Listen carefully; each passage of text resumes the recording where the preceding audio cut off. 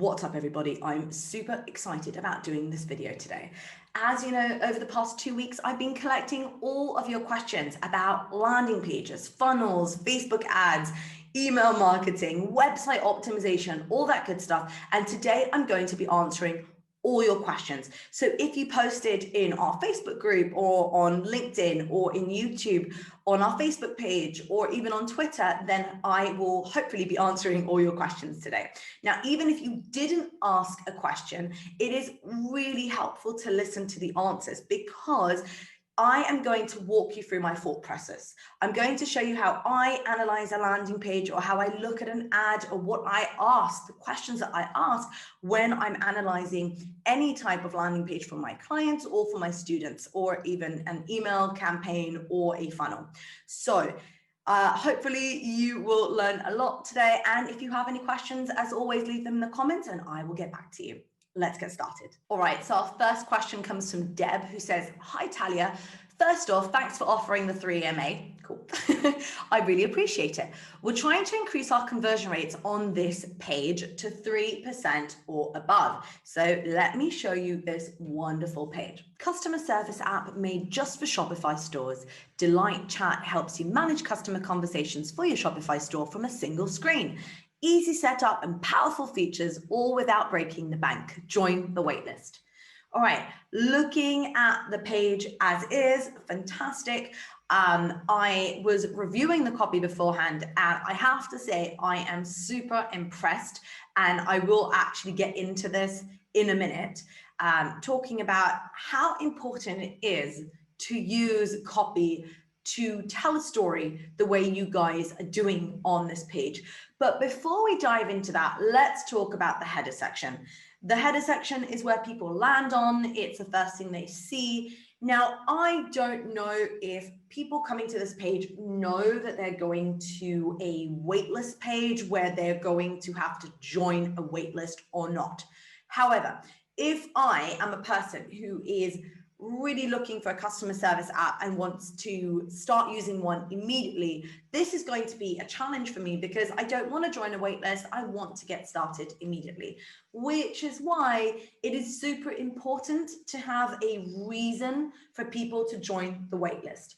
While you explain the fantastic reason to join Delight Chat, and I was looking at it, I was like, wow, this is super cool. I was surprised because it suddenly said join the waitlist. I was like, oh, okay, but why should I do that? So that's one thing I would love to see on this page is an explanation to, hey, why would you actually want to join the waitlist? What's in it for you? The other thing I wanted to mention is the hero image. What we're seeing in front of us is actually the go-to strategy of SaaS companies. Most SaaS companies, and I'm making up a number now, but like 99% of companies, of SaaS companies, don't know what image to include in their hero image. So we'll almost always see a screenshot of the product in different types of screens, like in a tablet, in a mobile device, or on desktop. And sometimes it's just a screenshot, but that's just like the go-to strategy. The thing with this kind of image is it has two problems. Number one is that right now this image is super loud. There's a ton going on in it. There's all sorts of arrows and there's text everywhere and there's highlighted stuff and there's just a lot to take in. And that in itself is going to reduce conversions because people don't really, I guess people aren't really able to focus on the copy and read and click on the button. The other reason, which for me is even more important, is the strategy of this image. I don't know about you, but when I'm looking for a solution for something, then I open a bunch of tabs and I'm constantly looking for different solutions. And I'm going to stop jumping from tab to tab according to the one that grabs my attention most. And that's why the most important thing to do is actually use a strategic image. So I would not include a screenshot of my product as in the header section. Now, I'm not saying not to use a screenshot of your product. Of course you should. And that's why Further down the page, you would include a screenshot of the product, what it looks like, what you can do with it, but not in the header section. The header section is dedicated to grabbing people's attention and showing them the value, screaming the value from the top of your lungs. So what I would love to see here is an image that portrays that. Now it can portray two things, because you guys actually do a fantastic job with talking about pain. The wrong customer support app does more harm than good. You don't want to be trying to manage customer service manually, choosing the wrong customer support app. It's like you're stuck between a rock and a hard place.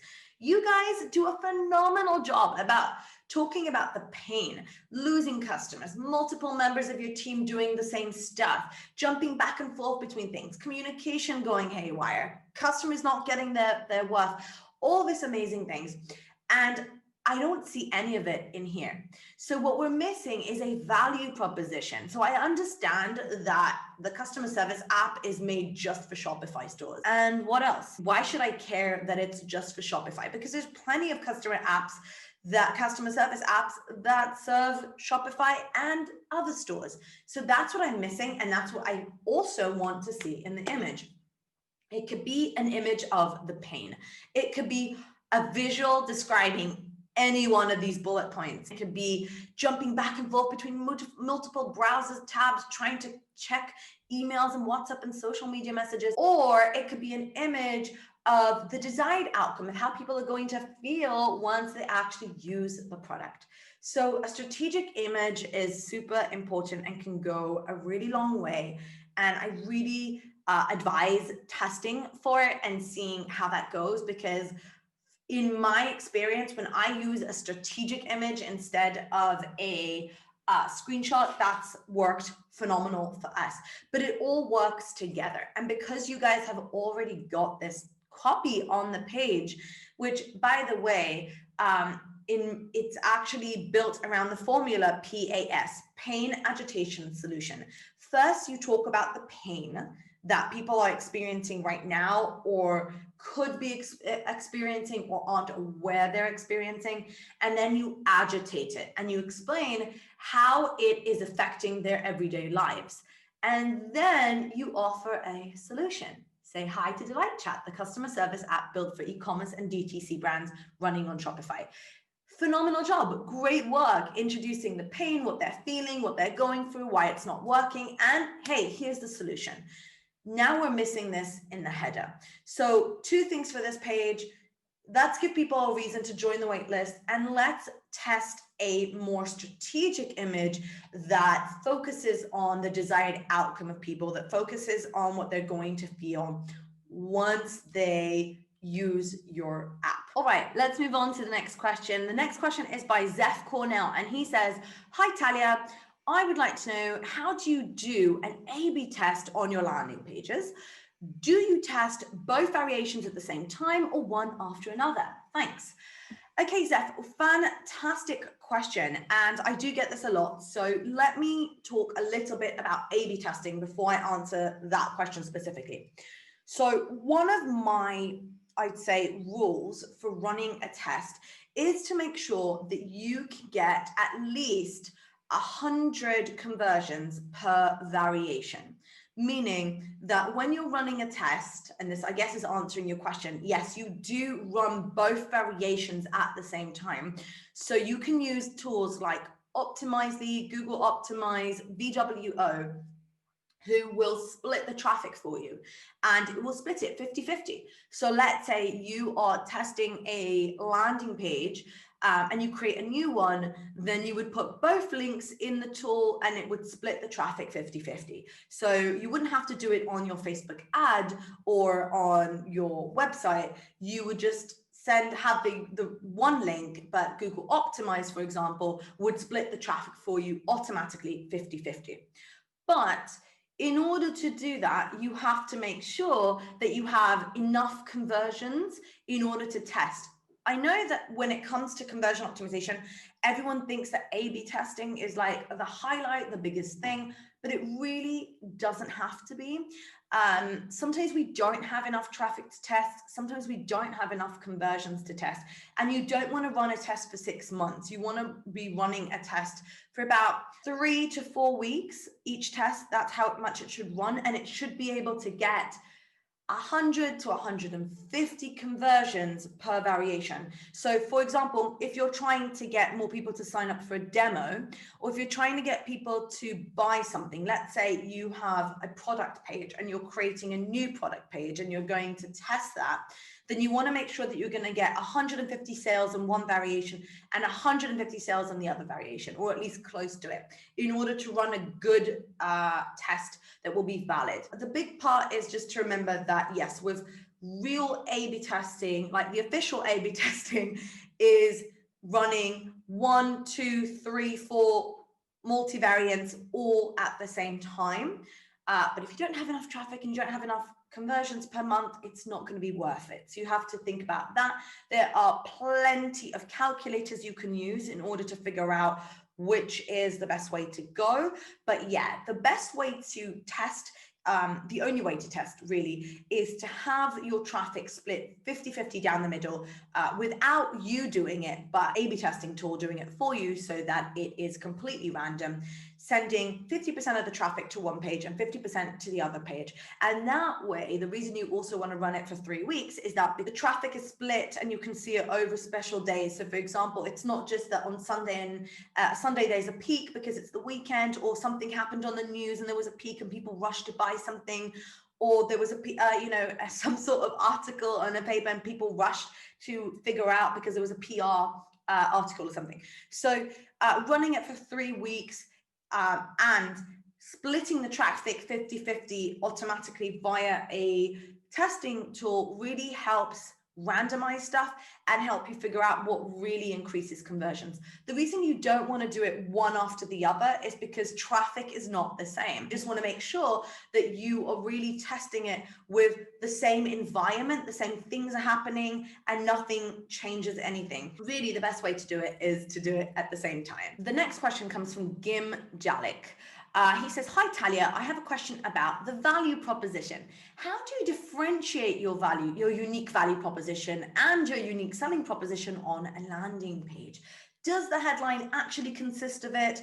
And how can it be used separately? I would appreciate an answer from you." To get started, let's talk about what is a unique value proposition. A unique value proposition means that this is the one thing that makes you stand out against all your competitors. Now, I'm not talking about features or pricing.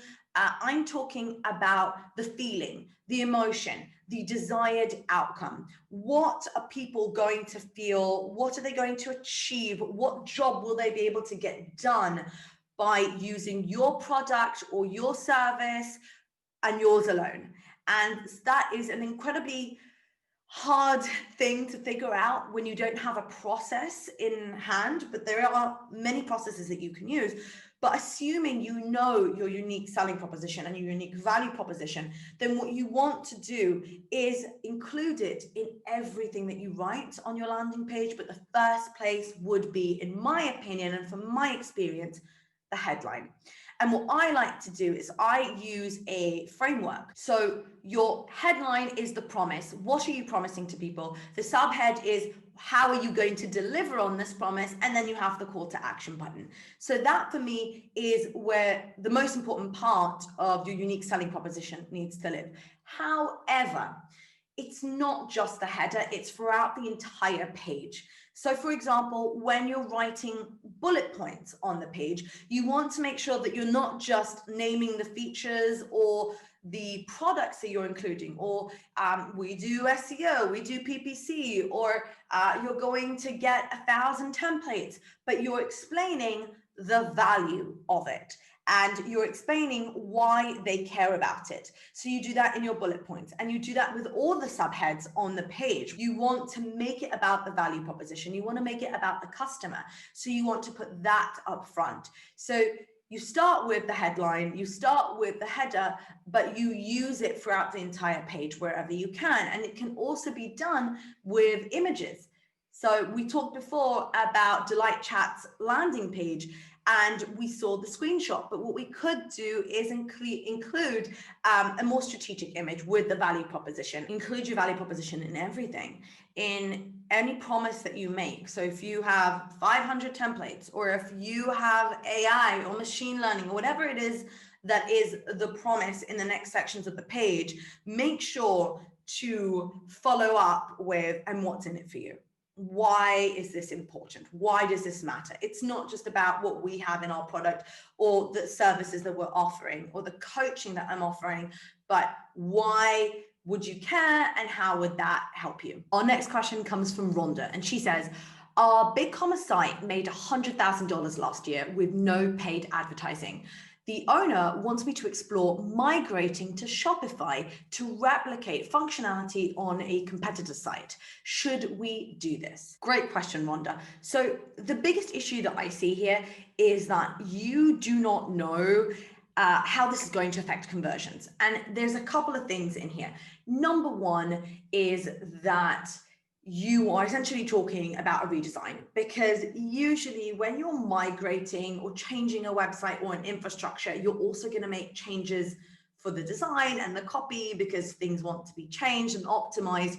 And that can, as itself, just decrease conversions. The other part of it is that technically you may have an issue with SEO once you go live, because you don't know how Google has called your website and what differences you will have between Shopify and BigCommerce. So that's a big bet to take. But I actually want to take a step back and talk about the idea of copying from our competitors. The most important thing to say is that our competitors don't necessarily know what they're doing. They're just copying each other too. So when you tell me that the owner of the website wants to replicate something that's on the competitor's website, that screams to me that you may not be 100% sure about your value proposition or where you stand within your competition, and you're doing what most companies do, and that is copy from competitors, because we're absolutely sure everyone else knows what they're doing when they don't. So the first thing I would say is that you need to steer away from copying your competitors. That is not the way to go. Now, if there's specific functionality that you want to imitate that you think is important, or that you have witnessed yourself, either through heat maps, scroll maps, user testing, or you've interviewed people, or you've done some surveys, or for visitors or for customers, and you figured out that there's a functionality that you need that doesn't exist, that you know you need, not just because your competitor has, then I would look into understanding if you can do that via BigCommerce. Because, by the way, I'm pretty sure that you could do a lot more in terms of functionality with BigCommerce versus Shopify, which is very rigid and you can't really manipulate and change around. So that in itself should be looked into. But my biggest advice here is not to follow your competitors blindly, and that you should have a very specific reason for copying a functionality from a competitor, and it shouldn't be because of the competitor. It should be based on your own research, that you have found out that this is something that you need, that's missing, that needs to be removed, and so on. So that would be my advice to you. Also, redesigns, if you go down that path, because it screams redesign to me, it screams like, hey, we're also going to make some design changes on the way. A rabbit hole you can sink down into that would take months and months to actually replicate and build, which is another thing. Should you really invest all your resources into replicating your website when you could take all that money it would cost you to actually pour into paid advertising? And maybe that would generate more revenue for you. Our next question comes from Glay Del Capo, and he says, this is my lead generation landing page. I would like to know if it's good or not. If you have any suggestions for design and copy, if you have any suggestions for me to make it better. It's my first landing page and it's taken me 1 week to finish it. Okay, so this is the landing page we're talking about. And immediately I want to say congrats on creating your first landing page. It is not easy to do when you don't have someone to help you or to teach you how to do it, or a process in hand. So congrats. I think it is wonderful that you're creating your new landing page. Let's talk about a few ways that you can optimize this page. So the first thing I would say is that we need more room to breathe. And what that means is that we need to add some of this white space over here on the left and place it on the top. Move the image down, move the text down so that there's white space at the top and people can breathe a little. I do the same thing on the right-hand side where the copy comes all the way to the edge, and I think that it would benefit from ending around here. Don't worry if that makes the page longer. For some reason, a lot of people are worried about a lot of copy. You shouldn't be worried about it. People will read if you give them a reason to. Let's talk about the copy itself. One thing that I think would help you is if you use a framework where the headline is the promise and the subhead is how it happens. So if the promise here is that you can become fit without going to the gym, then I would think about saying that 15 ways to become fit without visiting the gym. That would be my headline. And then in the subhead, which is essentially this, I would explain, in this guide, you will get everything that you need, or 15 surprising ways you never thought about without having to buy fancy equipment, get a gym membership, or spend too much time to do so. I love that you have the bullet points, they're fantastic, and I love that you're focusing on the pain. One thing that I think needs changing, and this might be because I don't understand it enough, but the success stories on the page are all about yoga. And Julia Hardy seems to be a yoga instructor.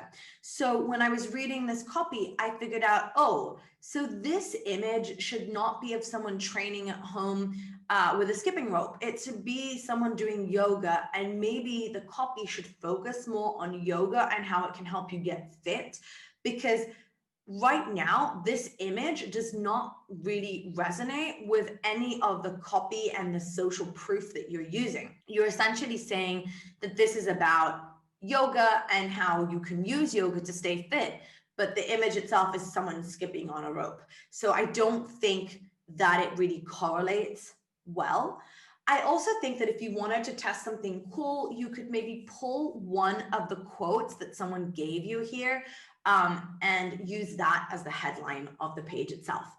I would definitely recommend, with the social proof with these testimonials, using real information and not Jane Doe, a real picture of the person giving the testimonial, the real name, how long they've been training with this lady, Julia Hardy, and essentially why they recommend it, but to really make it more trustworthy, because right now Jane Doe is not really trustworthy. Also, yoga teacher versus yoga expert is kind of confusing. Then I think everything else looks really good. I think that the only thing I would really work on is the spacing out the header section and just making sure that there's more space and that you are really focusing on the value proposition. The one thing I want to suggest that you could add that I think would be super helpful is to include information about COVID. Right now, I don't know how it is where you live in the world, but we are in our third shutdown. So all the gyms are closed, and most of the people in the world are trying to work out at home. So similar to what we saw on the first landing page that we were looking at, I think there's room before the success stories to talk about how hard it is to find time to exercise, how hard it is to find a regimen that you actually keep up with, that doesn't take up a ton of time when you have kids at home, where you're trying to work, or all sorts of things that are happening due to COVID, and how this specific regimen and this guide is going to help them get over all this stuff. Do not be afraid to mention the pain that they're experiencing. And I think you do that when you say, hey, no more worrying about finding time to exercise, no more worrying about gym clothes, no more gym memberships. All this stuff are pains that people feel, that are feeling, whether if they have to go to the gym or if it's closed and they're trying to figure out how to work out at home. So I would elaborate on each and every one of these in its own paragraph and explain how it can be solved with this guide. Our next question is from Moin. Moin says, hi Talia, thanks for this initiative. My question is, how should I get started with learning CRO for e-commerce? I want to learn CRO. I mainly work for e-commerce clients and want to learn CRO to increase e-commerce conversion rate. So let's first talk about what is CRO. CRO is conversion rate optimization. And what that means is that you actually optimize an existing website, an existing funnel, a landing page without touching the traffic. So you would change the copy or the visuals on the page and test it to see what would drive more conversions. In this case, in Moin's case, it's sales because it's e-commerce, but it could also be driving more demo requests. It could be downloading a guide, signing up to a newsletter, and so on. So when you want to learn conversion rate optimization, you want essentially what you're trying to do is learn how to optimize the assets that you already have and get more results from them. So to answer your question, Moin, I think that there are a few ways that you can learn conversion rate optimization these days. When I got started, there weren't actually any courses, there wasn't any blogs around that I could learn from, and I essentially was just testing my own stuff and trying different things and failing and learning from them and then blogging about them. So today there are countless of blogs that you can learn from, read blog posts and read about in order to better understand how to optimize your clients' websites. The other way you can go about it is to actually take a course on conversion rate optimization. There are a wide range of courses that you can take. I think it also really depends on what you want to learn. Are you looking to learn something that is more technical? Like, hey, how do I use Google Optimize, or how do I run an A/B test? Or are you looking for a process? So, hey, how do I identify what's wrong with my website and then test it?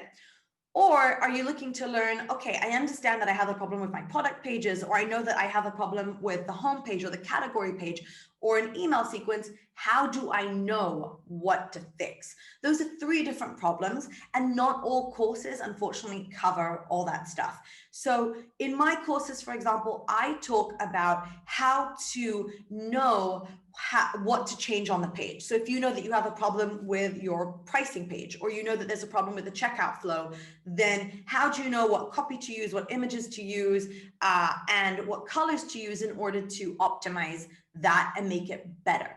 There are some courses that focus on how to read Google Analytics and understand where is the problem. And there are some courses that teach you literally how to use an A/B testing tool. So courses is a great way to go too.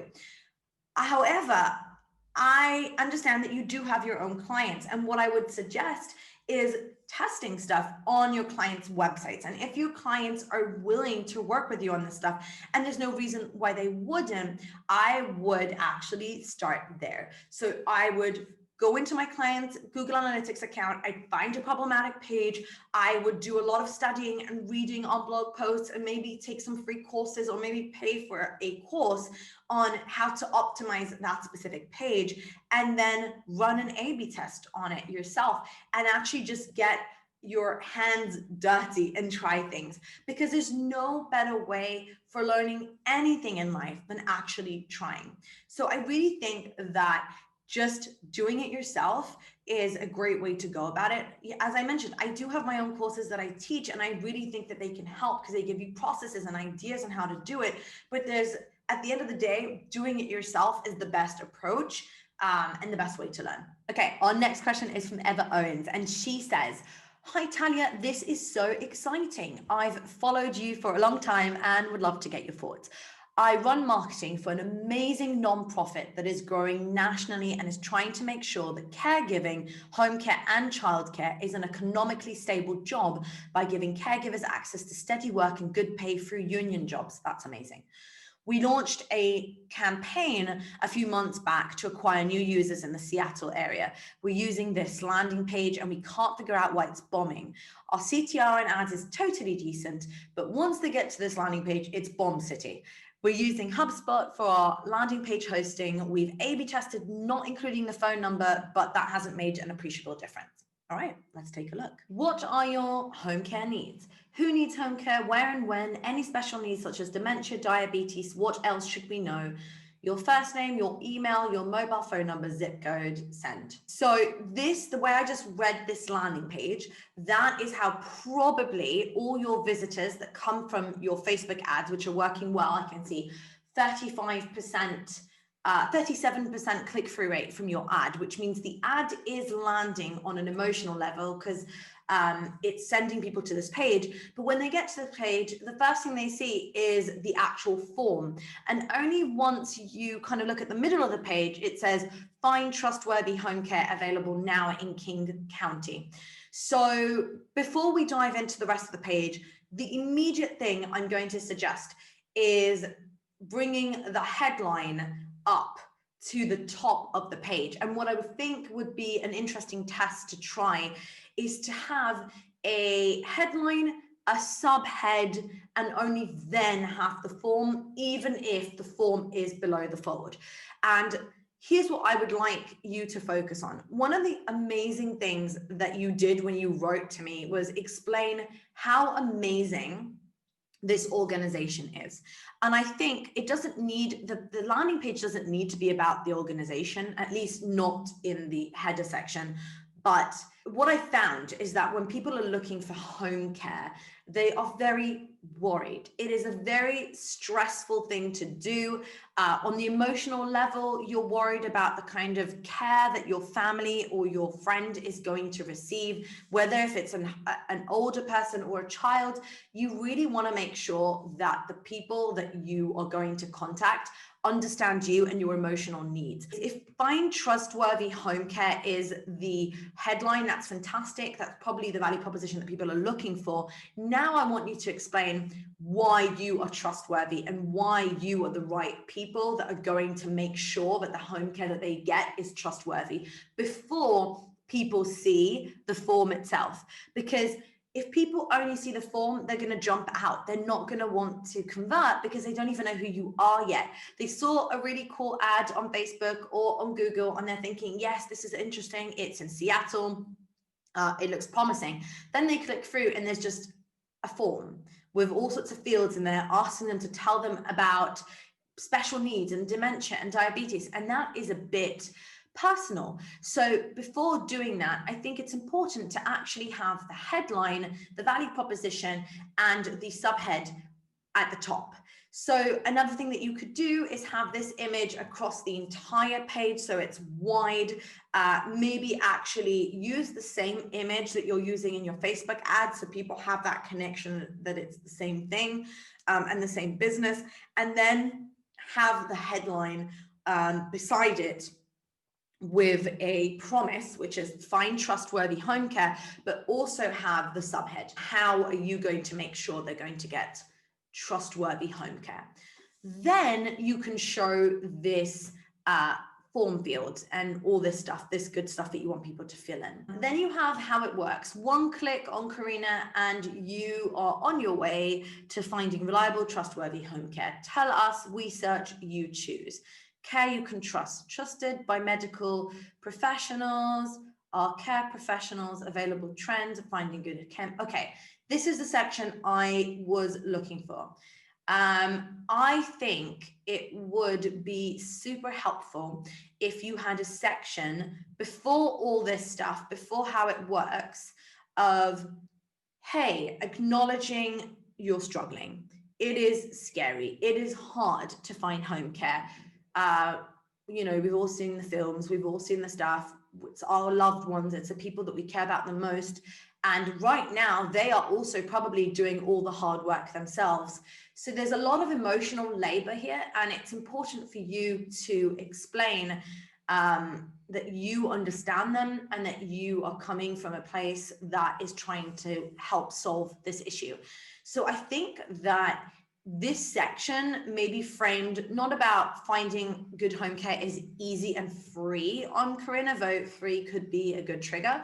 I think it is important to have this section above, way above, where when someone you love is unable to care for themselves, such as due to dementia, diabetes, or a fall, it can be stressful for everyone involved. All this needs to be up here. It could even be before the form. I know that everyone says, you know, you should have your call to action above the fold. And I'm not saying you shouldn't, but it really depends on the people who are coming to the landing page and how ready they are to give you their details. Because if they're not, they're going to need to know a bit more about you. This is not someone who's obviously buying something simple. It's really something they need to buy into. So first, tell them how hard it is, that you recognize their struggle, which obviously you do.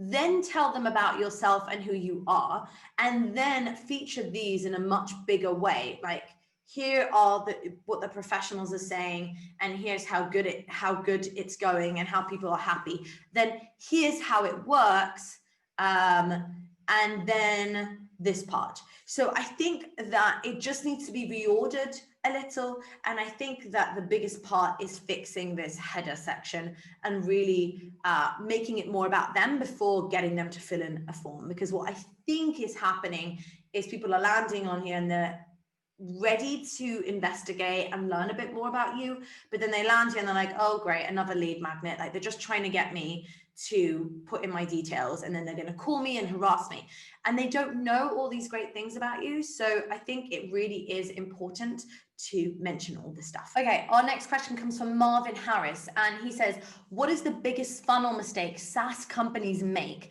and what advice would you offer for them to avoid it? Fantastic question, Marvin. I can say that we actually work at Get Uplift with a ton of SaaS companies, and I can say without a doubt that the biggest mistake SaaS companies make with their funnels is that they make them about themselves.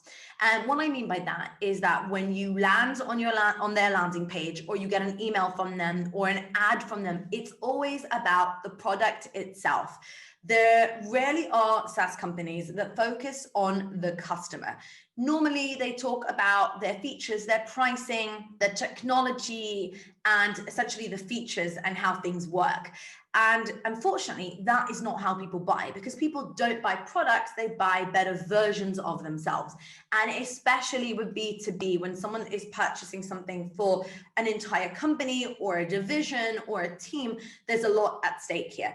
And they're trying to get a job done. And it's super important within your funnel, not just to talk about what your product does or what the software, how it works, but actually how it solves your problems and the different ways that you are going to affect their lives. So the best way to avoid this is to look at your landing page right now, or your ad or your emails, and ask yourself, is this landing page, for example, all about the product and how it works and how much it costs and, you know, what the technology is behind it? Or are you making it about the customer? Making it about the customer means that you are talking about their pains, their struggles, what they're going through, and how you're going to solve it, what jobs they're going to get done, how they're going to feel once they actually use your software. That's super imperative in order to really increase your conversions and make sure that you are creating the best experience for your visitors. So if you are a SaaS company, ask yourself, are you making it about your own product and your software and how amazing it is? Or are you making it about the customer? Are you making sure that when your visitor, your prospect is landing on your landing page or seeing an ad, they see that it's about them, their struggles, and the promise that they're looking for? Our next question comes from Ecom Gypsy. Ecom Gypsy says, with the pandemic and loads of uncertainty in the market that is similar to a recession or a war-like situation, true, investors don't invest so much and consumer behavior has changed. I'm not saying that less customers are buying online, because the reality is exactly the opposite. But the main question is, how do I know if my landing page doesn't have an optimization issue, but a consumer behavior issue affected by pandemic or recession or war-like situation like loss of job, etc.?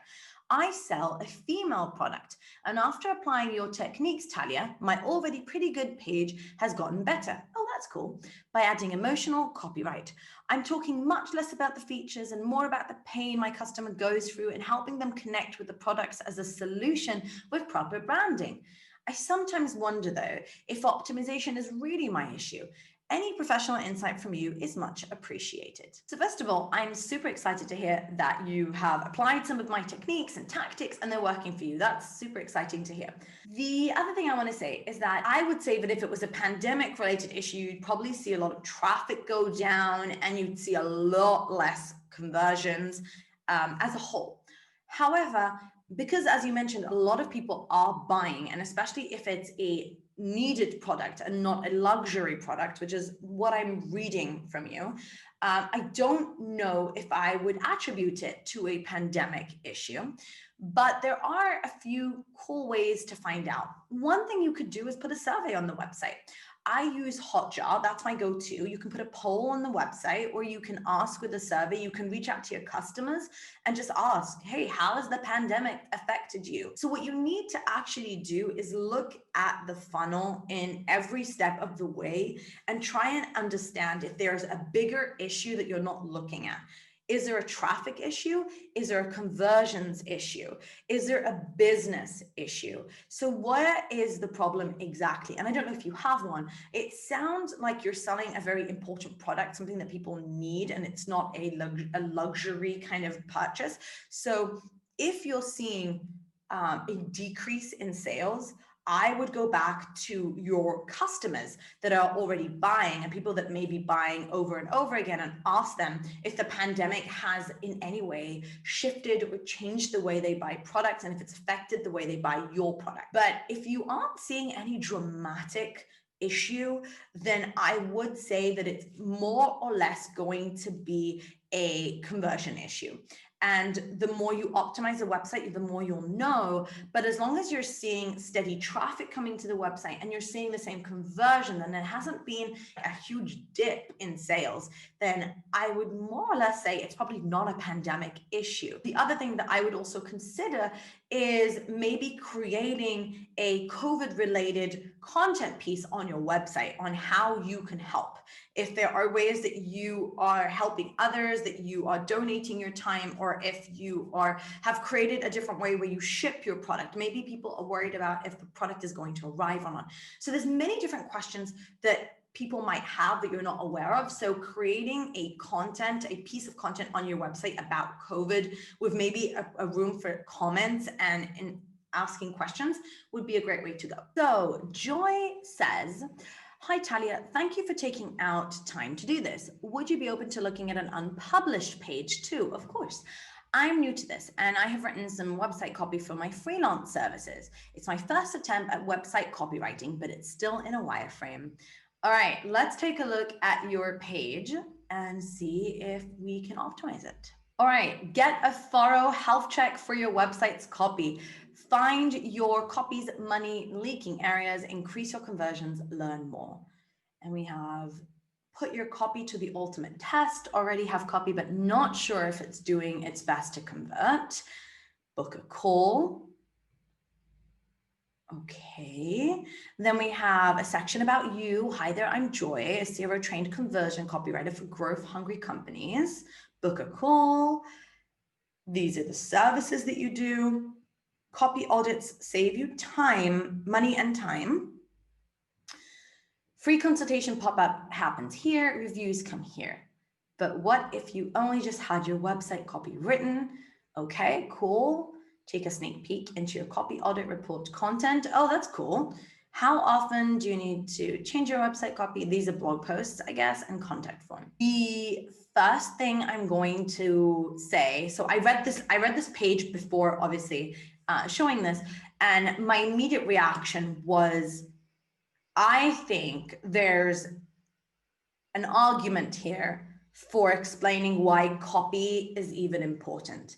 I don't know who are the people who are coming to your website, but as I was reading this page, I was like, okay, if people come to your website and they're like, yes, I know the copywriting is important, so I'm coming to get an audit or I want to book a call with you, then that's fantastic. But maybe they also need a bit of convincing that copy is the missing element in their conversions. And I think that could go in here. I think it's a missing piece and I would love to see it in here. I'd love to see a section where you explain why the copy needs to be optimized, why it's so imperative. I know because I do conversion optimization, but I don't know if all people who come to your website know that, or if they do know it, you need to convince them even more that that it's so important that they're literally leaving money on the table by not optimizing their copy. So right now what you do is you say, okay, get a thorough health check for your website's copy, find your copy's money leaking areas, increase your conversions, learn how, and then you jump into put your copy to the ultimate test and hear who you are and why. But then the reason why they should actually do it is only here. I want you to have an entire section right below the fold of like, is your copy costing you money? Not with that copy, obviously, but are you literally avoiding the most important part of conversion optimization? Are you leaving money on the table? Here's why copy is so important. And here's why you should absolutely right now get your copy checked and make sure that you're doing a good job. And then here's how I can help. So I can help you audit your copy, or I can have a call with you. And this is actually what leads me to my next comment, is that I was a little confused about the calls to action. So I know a homepage is a catch-all, and I know that on a homepage you have many calls to action, but it really needs to be understood what is your main call to action. Learn how isn't a call to action, in my opinion, on your homepage. It needs to be the main call to action. I don't know what's going to happen when I click on learn how. Is it going to take me to your work with me page? Is it going to take me to a services page? Is it going to give me a form that I'm going to have to fill in? What's going to happen? So if you want to get people to book an audit, then have that as the call to action. If you want people to call you, then have that as your call to action. Or if you want to send them to a more detailed page, then find out how you can work with me, or see how on our services page. So people really do understand what they're clicking on. And then you have book a call. So put your copy to the ultimate test, already have copy, but not sure if it's doing its best to convert. I think that this copy is very suitable for an audit, but then you say book a call. So that was a bit confusing to me. And I think it may be worth revisiting the call to action buttons just to make sure that they make sense and they work with each other, because it says book a call, but then you have get a quote for your copy audit. And that was a little confusing. Let's talk about your copy audit needs. Is that a book a call? What is the main conversion that you want from this page? Again, I know it's a homepage, but I feel like, especially when you're getting started, it's more important to have that one call to action. Either you want to get people on a call with you, or you want them to book an audit. That I would choose one and make sure that is the call to action. And I think that's it. Those are the two things I wanted to say. Let's have a section in here about why copy is so important for conversions. And then let's make sure we have the right calls to action in each section. And then, over here you say a CRO trained conversion copywriter. Where were you trained? Where are your certificates? Just because you mention it's your CRO trained, you don't have to, but I just think it's important. Other than that, I think, I only mentioned like the calls to action here and adding another section. I think this page is done well. I'm excited to see what it looks like when it's designed. Please send it over and let me know so that we can review it together. And I'm excited. I'm always excited seeing copywriters put together their own page and become freelancers and offer this amazing service, because seriously, copy is one of the most important parts of conversion optimization, if not the most. All right, moving on to our final question in this AMA, and it is from Liron, who asks the following question. How do you communicate different messages to B2B and B2C on the same page? Does emotional selling even work on B2B? Because they're probably making more business-oriented decisions. I have to say, Liron, you basically asked my favorite question that I can ever get, because the question I always get when I'm speaking on stage or when I'm doing workshops is from B2B companies. And they will always say, oh, I get that emotion works for B2C companies, but why would emotion work for B2B? It's a business decision.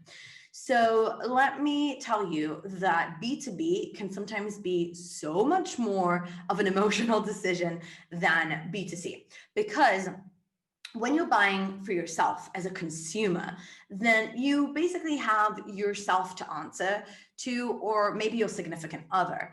But when you are purchasing a tool, a software, anything for a company, for the business, there is so much more at stake.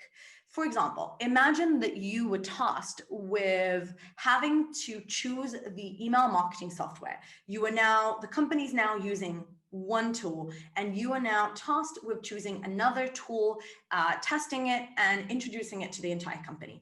Think about how much stress that would cause you.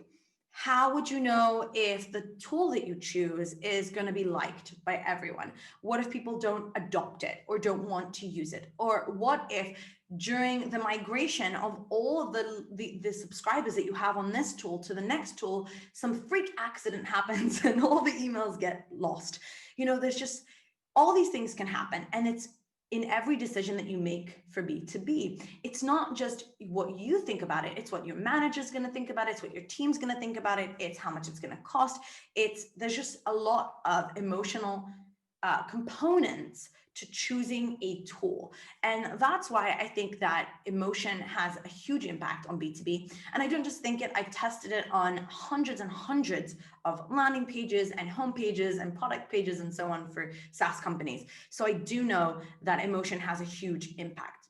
Now, to your first question of how you can speak to B2B and B2C on the same page, I have to say that I wouldn't go about it that way.